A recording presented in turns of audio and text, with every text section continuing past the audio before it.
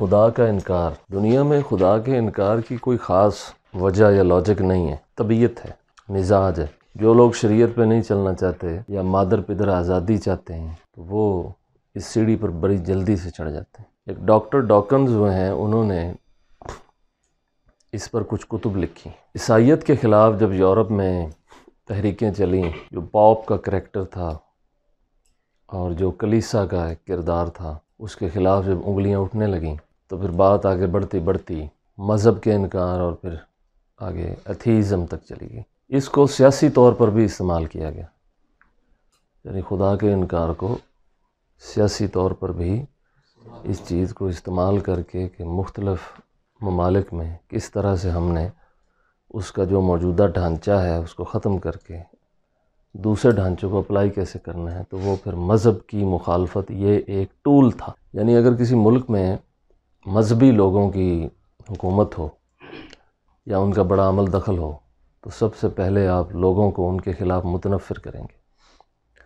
لوگ ان کے خلاف تو متنفر ہوں گے نہیں، بہت کم ہوتے ہیں، کیونکہ مذہبی اور روحانی لوگ جب لوگوں کو اپنی گرفت میں لے لیتے ہیں تو نکلنا بڑا مشکل ہوتا ہے۔ آج بھی آپ دیکھتے ہیں کئی سلسلوں میں کئی لوگ جو وابستہ ہوتے ہیں کئی پیروں فقیروں کے ساتھ یا کئی ہندو جیسے مندروں میں اور مسلمان جیسے درباروں میں اور اسی طرح، تو وہ بڑے اسٹرکٹ ہوتے ہیں، بڑے بنیاد پر ہو سکتے ہیں۔ ان کو پتہ بھی یہ غلط ہے لیکن پھر کہیں گے ٹھیک ہے، یہ غلط بھی ٹھیک ہے، یعنی اس کا غلط بھی ٹھیک۔ تو پھر ہوتا یہ ہے کہ تحریکیں چلتی ہیں اس سسٹم کے خلاف، ان کے نظریات کے خلاف، ان کے معمولات کے خلاف۔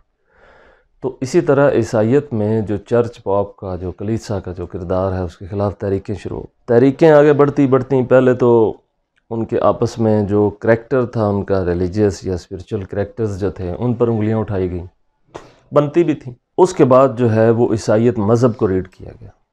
ان کے جو ذہین لوگ تھے انہوں نے یہ سمجھا کہ اس طرح ان کی شخصی مخالفت سے کچھ نہیں ہوگا، جس بنیاد پر یہ کھڑے ہیں نا اس بنیاد کو ہلانا پڑے۔ تو وہ تحریک شروع ہوگی، اس کا نام پھر ایتھیزم، جس کو ہم دوسرے لفظوں میں الحاد کہتے ہیں، بے دینی، الحاد، وہ شروع ہوگی۔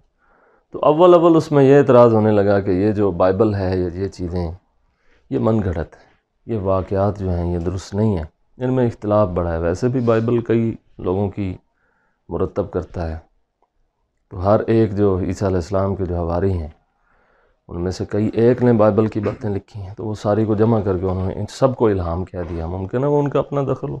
مسلمانوں کے پاس تو ایک کتاب ہے جس میں آج تک کسی کو اختلاف ہی نہیں ہے، یعنی اتنی متواتر طریق سے وہ پہنچی ہے کہ اس کی قرأت کی بعد وجوہ میں کہا جا سکتا ہے کہ اس لفظ کو پڑھنے کا یہ انداز بھی ہے، یہ بھی ہے، یہ بھی ہے، وہ وجوہ کے اختلاف کی وجہ سے، ورنہ کتاب کے اندر اصولی کوئی اختلاف نہیں ہے۔ اس کے معنی، مفاہیم، اس کے مصادیق، اس کے اطلاقات میں اختلاف کرتے ہیں، اس کے قطعی ہونے میں کوئی اختلاف نہیں۔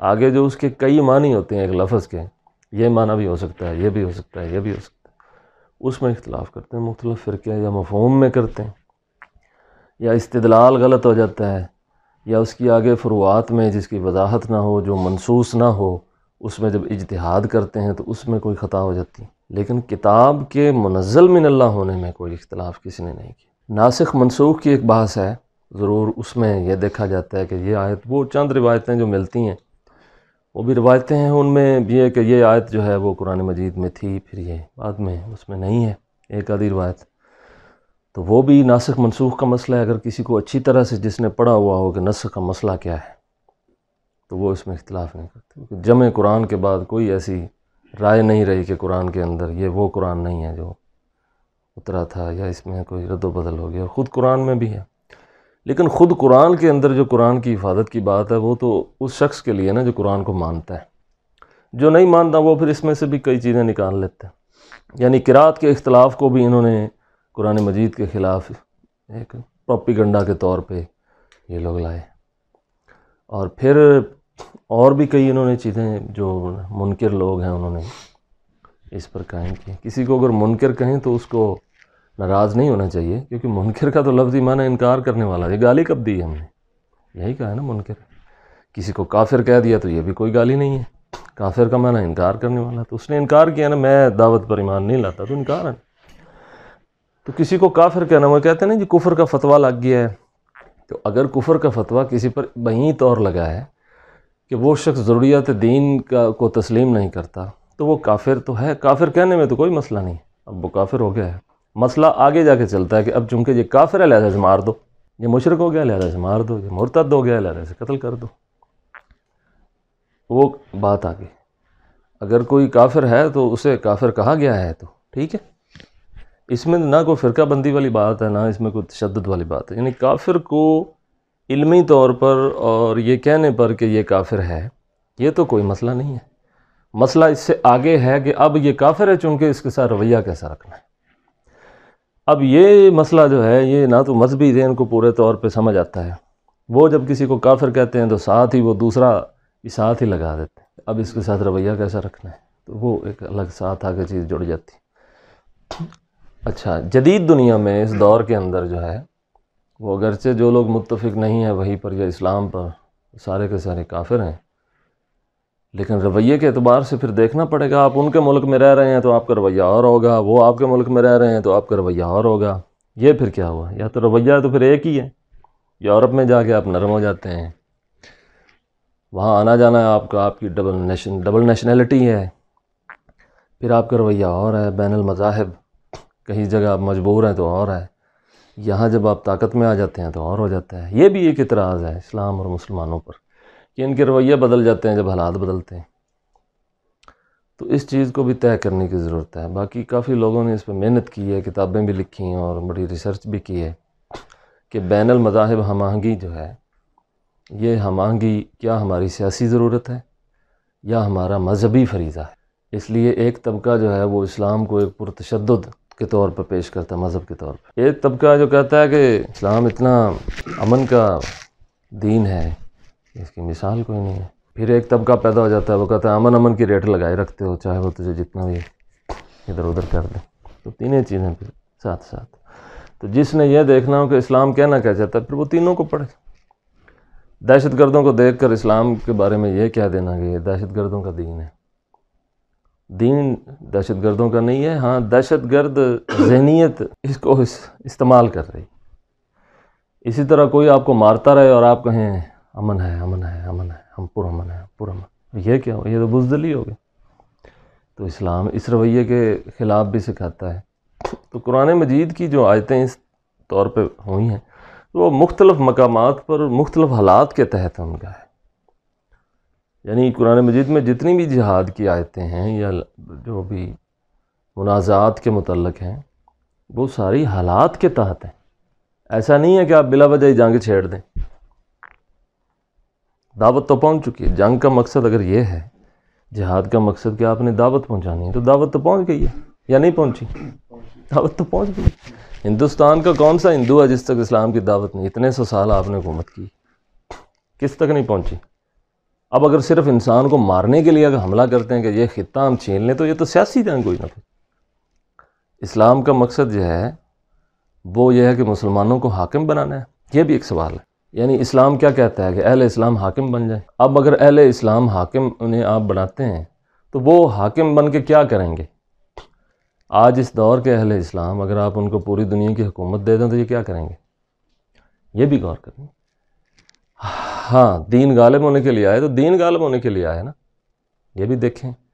یعنی سیاسی طور پر اگر غلبے کی تحریک آپ چلا رہے ہیں تو آپ مسلمان ہیں تو آپ کہتے ہیں فلاں فلاں ممالک ہمارے زیر دست ہونے چاہیے، تو یہ اصل میں آپ کی سیاسی جنگ ہے یا دینی جنگ ہے؟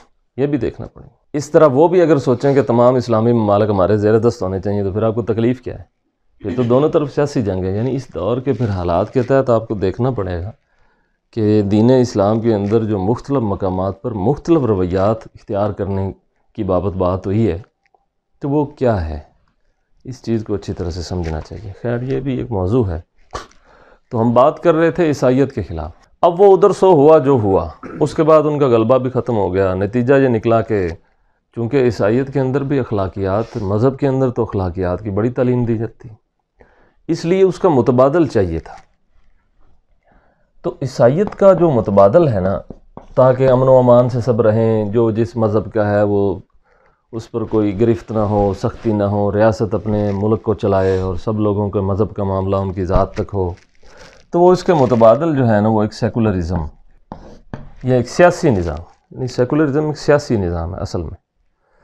تو اسلام چونکہ دین سیاسی ہے، اسلام تو دین ہی سیاسی ہے، اس لیے سیکولرزم کو جو بعض سیکولر طبقہ ہے وہ پھر اسلام کی اپوزیشن میں لے آتا ہے، اور خود مسلمان بھی سیکولرزم کو اسلام کے خلاف دیکھتے ہیں، کیونکہ اسلام خود ایک سیاسی دین، اس کا ایک سیاسی نظام ہے، کیونکہ اگر اس کا سیاسی نظام نہ ہوتا تو پھر اس کی ضرورت نہ رہتی۔ بہرحال جو لوگ ہند میں رہ رہے ہیں، ہندوستان میں، وہ مسلمان کہتے ہیں کہ وہاں سیکولرزم ٹھیک ہے، کیونکہ وجہ یہ ہے کہ اگر وہاں کسی ایک مذہب کو بالادستی ہوتی ہے تو ہندوستان کی زمین میں جو تشدد ہے وہ تو دوسروں کو مار دیں گے۔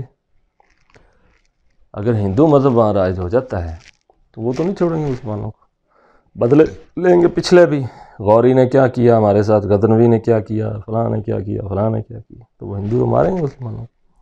اس لیے مسلمان وہاں ضرورتاً کہتے ہیں سیکولرزم، یہاں وہ کہتے ہیں اسلام نافذ ہونا چاہیے، لیکن عملی زندگی میں یہاں کے مسلمان بھی سیکولر ہیں، عملی طور پر یہاں کے مسلمان بھی سیکولر ہیں۔ اب اگر انہیں کہا جائے کہ آپ سیکولر نہیں ہیں تو یہ دوسری طرف پھر تشدد کی طرف چلے جاتے ہیں، یعنی یہ بھی دو چہرے دکھاتے ہیں اسلام کے، ایک تشدد کا، بنیاد پرستی کا، اور دوسرا جو ہے وہ اسلام کا سیکولر چہرہ دکھاتے ہیں۔ یعنی مسلمان بھی یہاں دو طرح کے ہیں، ایک یہ دکھاتے ہیں سیکولر چہرہ دکھاتے ہیں، دوسرا اس کا تشدد والا چہرہ دکھاتے ہیں۔ اب حد اعتدال پر بہت کم لوگ ہیں، بہت کم لوگ ہیں حد اعتدال، جو حد اعتدال پر ہیں ان کو پرتشدد کہتے ہیں کہ یہ منافق ہیں، اور سیکولر ان کو کہتے ہیں کہ یہ ٹھیک ہیں، لیکن رہتے سیکولر ہی ہیں، رہتے سیکولر ہی ہیں لیکن کہتے ہیں کہ یہ ٹھیک ہیں، بس ٹھیک ہیں، رہنا سیکولر ہی ہے، یعنی یہ ٹھیک ہے، اور یہ جو ہیں یہ نہیں کہتے ہیں یہ منافق ہیں، اس لیے یہ ان سے لڑتے بھی ہیں۔ آپ نے دیکھا ہے کہ پاکستان میں جو طالبان ہیں وہ ان تمام مولانا حضرات سے لڑتے ہیں کہ جو مولانا حضرات حد اعتدال کی بات کرتے ہیں، وہ کہتے ہیں کہ یہ بھی کفار کے ساتھ ملے ہوئے ہیں، حالانکہ وہ شاید اس لیے ملے ہوئے ہیں کہ ریاست مٹی کو بچا سکیں، جنگ و جدل نہ ہو، خون کی حفاظت ہو سکے، لیکن وہ اس کو لیتے ہیں کہ شاید خون بہانا ہی اصل حل ہے۔ یہ ہمارے پاکستان میں بھی پچھلے 40-50 سال سے یہ گردان جو ہے وہ چلتی رہی ہے۔ ایک وار ہم نے سویت وار بھی لڑی ہے، اس پہ بھی بڑے بحث ہے کہ کیا ہم نے وہ خدا کے لیے لڑی ہے یا امریکہ کے لیے لڑی ہے، کیا ہم نے کفر کے خلاف لڑی ہے یا روس کے خلاف لڑی ہے، کیا ہم نے کمیونزم اور سیکولرزم کے خلاف لڑی ہے یا ہم نے دہریوں کے خلاف لڑی ہے۔ اس کے بعد جب مختلف سیاسی تحریکوں اور تنظیموں نے دنیا میں جگہ بنائی یا مختلف فلسفے آئے تو پھر اس کے متبادل اور بھی آ گئے، کئی تھوڑے تھوڑے اختلاف کے ساتھ، ہر ایک کی تعریف تھوڑی تھوڑی مختلف ہے۔ تو یہ اصل میں وہ جو عیسائیت کے خلاف تحریک تھی یہ اس کے نتائج ہیں۔ کمیونزم آ گیا، لبرلزم آ گیا، ٹھیک ہے، اس کے ساتھ ہے کہ ایتھیزم بھی، اس طرح یہ مختلف نظام، پھر اس میں نیشنلزم بھی ہے،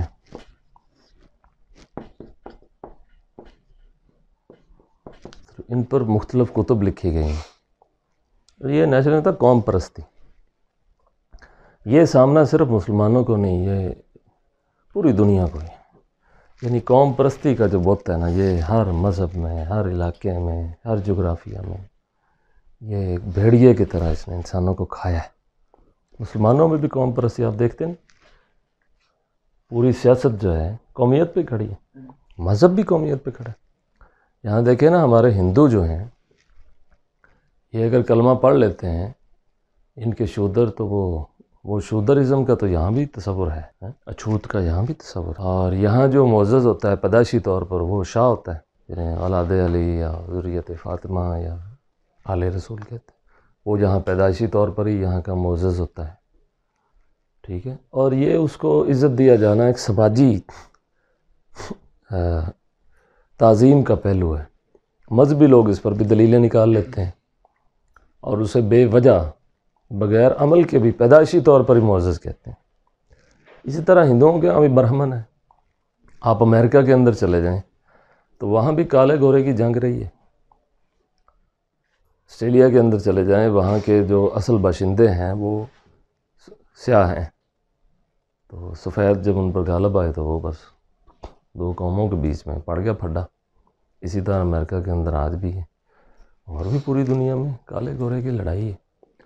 اسلام نے تو یہ لڑائیاں ختم کر دی تھی، باقی مسلمانوں نے ختم نہیں کی، ان کے یہاں ویسی رہ گئی۔ صاف ظاہر ہے کہ دوسری قوموں کے لوگوں نے کلمہ پڑھنا تھا، اسلام قبول کرنا تھا، تو انہوں نے اسلام قبول کیا، لیکن عادتیں وہی رہ گئیں۔ یہ اموی اور عباسی لڑائی بھی اسی طرح ہے۔ بنو امیہ نے اور بنو عباس نے جو لڑائیاں لڑی ہیں، یہ لڑائیاں بھی اسی نوعیت کی بیچ میں ہیں کہ دونوں خاندانوں کا بھی کلیش ہے۔ ٹھیک ہے کہ یزید کے بارے میں پوری امت یہ کہتی ہے، کہنے میں حق بجانب ہے کہ وہ بندہ نااہل تھا، اس لائق نہیں تھا کہ مسلمانوں کا امیر بن پاتا، لیکن دوسرا ایلیمنٹ بھی موجود ہے، آپ کہیں کہ نہیں ہے اور ہوتی ہیں۔ یہ شام والوں کی، اہل شام کی اور اہل عراق کی بھی آپس میں اسلام سے پہلے کا ہی نزاع چل رہا ہے بیچ میں۔ تو جو شامی راوی ہے وہ جو عراق میں ہونے والی کسی بھی فعل کو وہ کس طرح سے بیان کرتا ہے یہ دیکھنا پڑے گا۔ جو شام میں واقعہ ہوا ہے اس کو عراقی راوی کیسے بیان کرتا ہے۔ حدیث کی کتب میں بھی، تاریخ کی کتابوں میں، سیرت کی کتابوں میں ایک واقعہ ہو رہا ہے عراق میں، روایت کر رہا ہے شام میں، یہ کیا ہوا؟ اسی طرح ایک واقعہ ہو رہا ہے شام میں، اس کو روایت کر رہا ہے، یہ تو ویسے ہی ہوا جیسے ہدایہ میں آپ مثالیں پڑھتے ہیں وہ عرب علاقوں کی۔ ہدایہ کے آپ امثلہ جب آپ پڑھتے ہیں نا فقہ میں، تو وہ ساری مثالیں تو وہ ہیں کہ جو آپ نے زندگی میں آپ کا کبھی آپ نے تصور بھی نہیں کیا کہ ایسے بھی بیع ہوتی ہے۔ وہ تو ساری مثالیں ادھر کی ہیں نا، بخارا سمرقند کی ہیں نا۔ یعنی امثلہ تو وہ ہیں، رہتے آپ ہندوستان میں، مرنا آپ نے ہندوستان میں، شادی آپ کی ہندوستان، بچے آپ کے ہندوستانی، ماں باپ آپ کے ہندوستانی، مثالیں آپ پڑھ رہے ہیں بخارا سمرقند کی، اور وہ بھی 500 سال پہلے جو طریقے تھے۔ سارا کچھ چینج ہو گیا، منڈیاں چینج ہو گئی، تجارت کے تو پڑھا وہی رہے ہیں۔ یہ بات ویسے ہی ہے، چل رہا ہوتا ہے، چلائی رکھتے ہیں نسلیں اس کو۔ اس لیے آپ کی فقہ بھی دوبارہ لکھی جانی چاہیے۔ کوئی ہندوستانی ذہن کا آدمی اصول اسلام اور قواعد فقہیہ کے مطابق آپ کی فقہ کی کتاب دوبارہ مرتب کرے، جو دین کے طلباء کو پڑھائی جانی چاہیے۔ کتابوں میں بھی اسی طرح ہے۔ اب سیکولرزم کی تعریف پر بھی متفق نہیں ہے، خود سیکولر بھی آپ اگر گوگل پہ دیکھیں گے تو اس کی 40 تعریفیں نکل آئیں گی، اور ہر تعریف دوسری سے الگ ہے۔ پھر جب ہم یہ کہیں گے کہ آپ سیکولرزم کی تعریف پر متفق نہیں ہیں تو وہ کہیں گے آپ پھر اسلام کی تعریف پر بھی متفق نہیں ہیں۔ ایک آپ کا مولانا کہتا ہے اسلام امن کا دین ہے، دوسرا کہتا ہے ہاں امن کرتے رہو، اسلام حربی ہے، حربی دین ہے، یہ کہہ دیتا ہے، تیسرا کچھ کہہ دیتا ہے۔ وہ کہتا ہے جیسے ہم متفق نہیں تو آپ بھی نہیں ہیں۔ ہم متفق ہو سکتے ہیں اگر رویے اور مزاج بیچ میں سے نکال دیں اور روح اسلام کو اصل اس کی روح کے مطابق لیں، نہ کہ اپنے مزاج اور رویے کے مطابق۔ جب انقلاب کا دور آیا ہے تو ایران میں جو اسلامی انقلاب ہے وہ اصل میں ایک فرقے کا انقلاب ہے۔ اسلام کے ایک فرقے نے اپنے فرقے کے مطابق انقلاب لانے کی کوشش کی ہے، اور چونکہ وہ ایک کلی انقلاب نہیں ہے اسی لیے وہ کس حد تک کامیاب ہے؟ اپنے فرقے کی حد تک۔ اسی طرح یہ انقلاب جو ادھر افغانستان میں لانے کی انہوں نے کوشش کی ہے، حنفی انقلاب لانے کو، وہاں شیعہ تو یہاں حنفی انقلاب، تو اس میں بھی ان کے ہاں تشدد، وہ فرقہ وارانہ تشدد کی وجہ سے وہ خراب ہو گئے۔ تو یہ سیاست اور مذہب، یہ دونوں چیزیں آپس میں ایک سلسلہ رہا ہے کہ آیا کہ مذہب کیا سیاسی جگہ لے سکتا ہے، یا کیا سیاست جو ہے وہ مذہب کے بغیر چل سکتی ہے۔ ابھی تک تو کوئی ایسی اس کی زندہ شکل نظر نہیں آئی۔ باقی آپ کہیں کہ جہاں جن ممالک میں سیکولرزم ہے تو اس وجہ سے، جہاں خدا کا انکار ہے تو اس وجہ سے انہوں نے اپنی دنیا بہتر بنائی ہے، تو وجہ یہ نہیں ہے۔ وجہ یہ ہے کہ وہاں لا اینڈ آرڈرز ہیں، عدلیہ انصاف دیتی ہے ہر غریب کو، امیر کو، کالے کو، سفید کو، سرمایہ دار کو، غریب کو، ریڑھی لگانے والے کو، دکاندار کو، بوڑھے کو، بچے کو، جوان کو، عورت کو، ہر ایک کو عدالتوں سے انصاف ملتا ہے۔ پھر ان کا جو ادارے ہیں وہ اپنا صحیح کام اپنے وقت پر کر رہے ہوتے ہیں، اس میں کوتاہی نہیں کرتے۔ کوتاہی کرتے ہیں تو وہ پکڑ میں آ جاتے ہیں۔ یعنی پیپر ورک اتنا مضبوط ہے، اس پر امپلیمنٹیشن اتنی زبردست ہے، اور قوانین کی جو عمل داری ہے، اس کے جو پروسیجر ہیں وہ اتنے اچھے طریقے سے چلائے جاتے ہیں کہ ہر کوئی آدمی اپنے حدود کے تحت زندہ ہے، حدود میں رہ کر یہ وجہ ہے اصل میں، وجہ یہ نہیں ہے کہ وہ مذہب کے خلاف. یہاں پہ پھر وہ آ جاتا ہے نا ایلیمنٹ کہ یہاں پہ وہ ہو نہیں سکتا. اگر آپ جاگیردار سرمایہ دار کو ایک غریب کے برابر لے بھی آئیں، لیکن کیا شاہ اور غیر شاہ کو لے آئیں گے؟ دفتر میں کوئی سید صاحب چلے گئے ہیں، اگر سید صاحب اور غیر سید صاحب ایک انسان اور قوانین کی عملداری میں برابر ہوں تو پھر شاہ سید لگانے کی ضرورت کیوں ہے؟ وہ کیوں لگاتا ہے؟ کبھی آپ نے دیکھا کہ کوئی اپنے ساتھ محمد رمضان موچی تو نہیں لکھے گا، لیکن شاہ اپنے ساتھ لکھ لے گا سید فلانا فلانا شاہ. کیوں؟ اگر تو برابری کا تصور یہاں ہے تو پھر وہ کیوں لکھتا ہے، یہ کیوں نہیں لکھتا؟ اچھا چلو، اس کا تو وہ نسب ہوا، اس کا یہ پیشہ ہے. تو کیا نسب اور پیشہ ایک چیز ہے؟ کیا کسی کی قوم اس کے پیشے سے متعین ہوگی یا کسی کی قوم اس کے نسب سے متعین ہوگی؟ ابھی تو یہی لوگ طے نہیں کر سکے یہاں کے لوگ. تو ایلیمنٹ آ جاتا ہے. اس لیے وہ کہتے ہیں کہ مذہبی ممالک میں ویسی عملداری ہو نہیں سکتی، ان کو غیر مذہبی کرنا پڑے گا، تو پھر برابری کی بنیاد پر آپ اسٹیٹ کو آگے. خیر یہ بھی کچھ لوگ کہتے ہیں، لیکن یہ بات آگے چلتی چلتی پھر یہ بھی خدا کے انکار تک، مذہب کا انکار. مذہب پر عملداری ممکن نہیں رہی تو اب مذہب کا انکار کر دو. اچھا مذہب کا انکار کرنا ہے تو پھر خدا کا ہی کر دو نا، تھوڑا ہی مکے. یعنی یہ کیا ہوا کہ درمیان میں رہے. تو یہ اسی طرح سے بیس بنتی ہے پہلے وہ لبرل ہوتا ہے، سیکولر ہو جاتا ہے، پھر ایتھیسٹ ہو جاتا ہے، انکار خدا تک لے جاتا ہے. ہم یہ نہیں کہتے کہ یہ سیاسی نظام انکار خدا کی بنیاد پر بنائے گئے ہیں، نہیں. سیاسی نظام سیاست کے لیے ہی ہیں، لیکن نتیجہ کیا نکلتا ہے کہ ایک بدھو قوم کو آپ جب سیکولرزم کی تعریف دیتے ہیں کہ وہ ایک سیاسی نظام ہے، تو وہ بدھو قوم اس کو سمجھے بغیر اگر متفق ہو جائے گی تو نتیجہ نکالے گی یہ انکار خدا یا انکار مذہب. یا اس کے ساتھ اگر یہ متفق ہوتے ہیں تو پھر ان پر بھی متفق ہو جائیں گے. حالانکہ ابھی تک یہ بحث نہیں ہو رہی، بحث سیاسی ہو رہی، لیکن یہ ادھر چلے جائیں گے. تو بدھو اور شرارتی قوم کو آپ کسی فلسفے کی تعلیم بھی دیں گے تو وہ اس سے غلطی آگے بنائیں گے، یعنی یہ نہیں کہ وہ اس کے صحیح مفاہیم سمجھ جائیں گے. اس لیے یہاں کے مذہبی طبقے کو بھی اگر آپ سیکولرزم کا لفظ بولیں گے نا تو وہ یک اس کو کرنٹ لگ جائے گا. انکار خدا، انکار مذہب. یعنی ابھی آپ یہ دیکھ لیں کیا چیز. پھر ایک سرمایہ دارانہ نظام ہے جو ہمارے ملک میں ہے، کیپٹلزم اسے کہتے ہیں.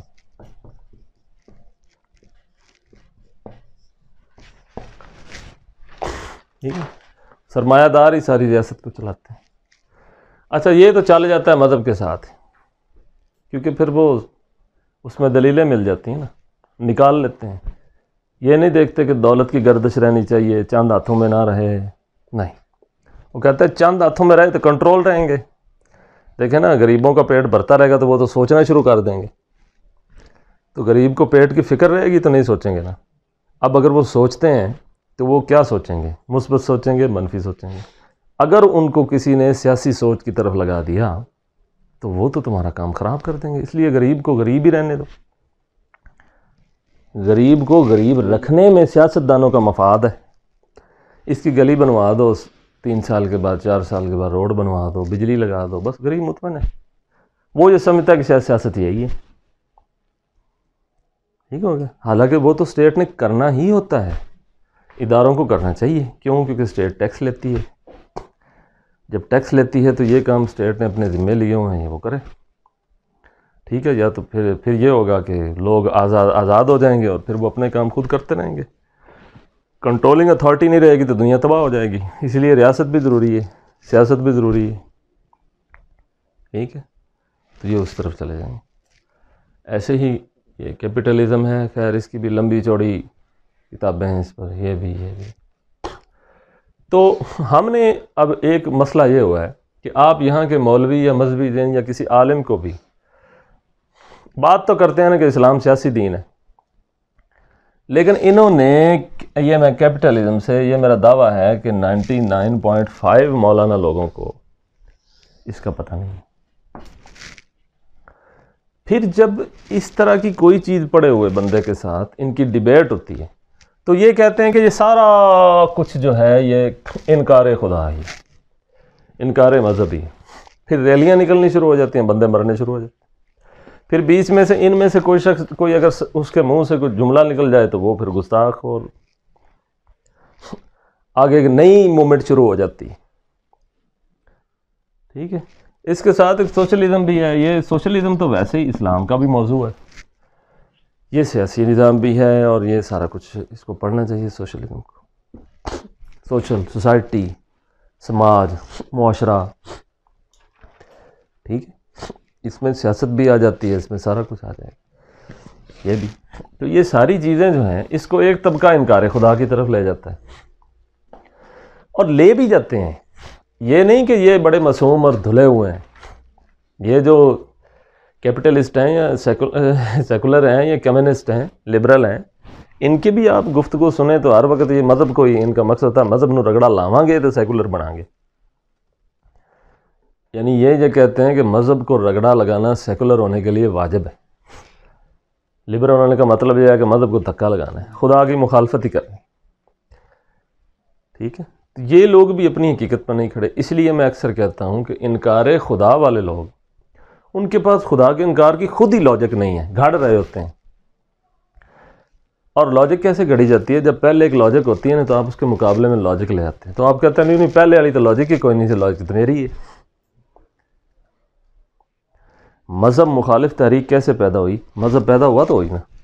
تو وہ کہتا ہے مذہب شائع ہی کوئی نہیں ہے. یہ جو مخالفت میں لٹریچر لا رہا ہوں اصل یہ ہے، تو نکالا تو ادھر سے ہی ہے. یعنی سفید تھا، آپ نے سیاہ بنایا، پھر آپ نے کہا سفید ہے ہی نہیں. آپ نے سیاہ تو سفید کو دیکھ کے بنایا نا، یعنی سفید تھا تو سیاہ بنایا. مذہب کا یا دین کا یا وحی کا اتنا مضبوط لٹریچر، اسٹرانگ لٹریچر، اور اتنا تھا تو آپ نے مخالفت کی دلیلیں بھی نکالی. اب جو قرآن کی مخالفت کرتے ہیں، پہلے تو قرآن خود پڑھتے ہیں، نہیں پڑھتے، خود پڑھتے ہیں نا، پھر اس کے الٹ کر لیتے ہیں. یعنی پہلے فیصلہ کر چکے ہیں کہ ہم نے قرآن پڑھنا اس لیے ہے کہ قرآن کی مخالفت کریں، پھر قرآن میں جو پڑھیں گے نا اس کے الٹ لے آئیں گے. اب قرآن کہتا ہے نا کہ قرآن کی طرح کی صورت نہیں بنا سکتے تم، اس طرح کی آیت نہیں بنا سکتے. اب یہ کئیوں نے بنائی بھی ہوئی ہیں. یعنی کئی دہریے بت پرست ایسے بھی ہیں، دہریے یا بت پرست ایسے بھی ہیں کہ جنہوں نے قرآن کے مقابلے میں قرآن لو جی ہم لے آئے ہیں مقابلے میں، تو وہ لے نہیں آئے، وہ اصل میں نقل اتار رہے ہیں نا. یعنی سورہ رحمان کی تم اللہ کی کون کون سی نعمتوں کو جھٹلاؤ گے، اس کے مقابلے میں وہ عربی کی کوئی عبارت بنا دیں تو وہ کہیں لو جی لے تو آئے ہیں. تو اصل میں اس کو دیکھ کر لائے ہیں نا، خود تو نہیں لائے. پہلے اس کو پڑھا، پھر دیکھا کہ اس کی ڈیزائننگ کیسی ہے، اس کی ترتیب کیسی ہے، اس میں بلاغت کیسی ہے، اسی طرح کی پھر اپنی استعداد اور ذہانت کی بنیاد پر ویسی آیت یا صورت بنا کے لو جی ہم لے آئے. یہ کیا ہوا؟ یہ تو آپ نے لفظ بدل کے نقل ماری ہے، آپ اس کا کوئی ورژن تو نہیں، متبادل ورژن تو نہیں رہے. تو یہ لوگ بھی پھر ان کے رویے بھی اسی طرح، کیونکہ قوم مجموعی طور پہ جاہل ہے، تو ان کو سیکولرزم کا کوئی لیکچر مل جائے تو سیکولر ہو جاتے ہیں. کوئی دوست ان کا لبرل ہو جائے اور 4 دن اس لبرل کے ساتھ چائے پی لیں تو لبرل ہو جاتے ہیں. یعنی سگریٹ پینے کا مطلب ہے لبرلزم. سمجھ نہیں ہے؟ کبھی کسی مولوی کو دیکھیں گے کہ وہ صوم و صلات میں ذرا پابندی زیادہ دکھا رہا ہے تو یہ کہیں گے لے کمڑا ہے الگ. یعنی یہ بھی لبرلزم. ٹھیک ہے. کسی بچے کو قرآن مجید پڑھتا دیکھیں گے لو جی یہ تو بنیاد پرست مذہبی ہے، انہوں کی پڑھنی چاہیے تھی فزکس، انہوں فزکس پڑھنی چاہیے تھی. یعنی قرآن کی مخالفت کر کے فزکس پڑھنی چاہیے. اگر وہ کرکٹ کھیل رہا ہے تو پھر نہیں ہے کہ یہ کہیں گے کہ یار اس ٹائم تو اسے فٹ بال کھیلنا چاہیے تھا. نہیں، کرکٹ کی مخالفت نہیں. اگر وہ ڈرامہ دیکھ رہا ہے تو اس کی مخالفت نہیں، مووی دیکھ رہا ہے تو اس کی مخالفت نہیں، خوش گپیوں میں ہے مخالفت نہیں. قرآن پڑھ رہا ہے نہیں فزکس پڑھنی چاہیے.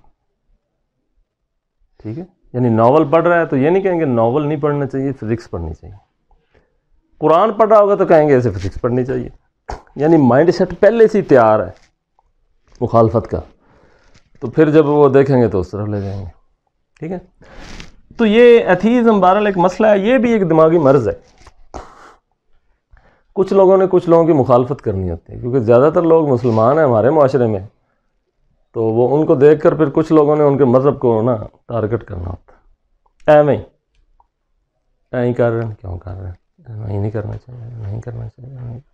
کچھ طبیعتیں ایسی ہیں. تنقیدی طبیعت، ٹھیک ہے؟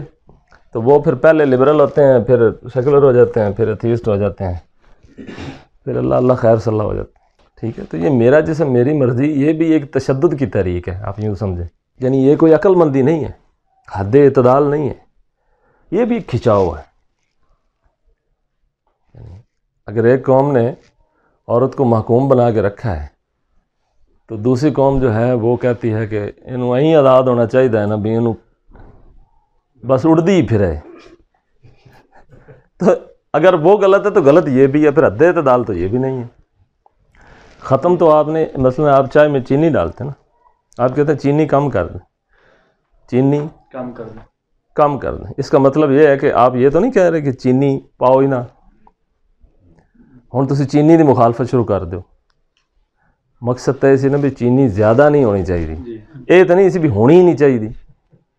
جی اب انہوں نے یہ دیکھا نا کہ چینی زیادہ ہے تو انہوں نے یہ کہنا شروع کر دیا کہ چینی ہونی نہیں چاہیے، تشدد آ گیا۔ یہ تشدد چلتے چلتے پھر ادھر پھر ادھر پھر ادھر، ٹھیک ہو گیا۔ کیپیٹلزم میں تو متاثر ہوتے ہیں مذہبی بھی، اس کے اندر آ گیا، یعنی مذہبی کے مسجد مدرسے میں پیسے دے دو تو جو مرضی کرا، ووٹ بھی لے لو، مرید لے لو، جو مرضی کرا۔ یہ بڑے بڑے سجادہ نشین پیر فقیر کیوں دیتے ہیں ووٹ ان لوگوں کو؟ اس لیے دیتے ہیں کہ ان کو بھی ضرورت ہوتی ہے اپنے غلبے کی، یہ مذہبی ملاؤں کو، روحانی لوگوں کو، کہ قوم تو ساڈا ایک روے، ساڈے گٹے گوڈے تے بہندے رہن۔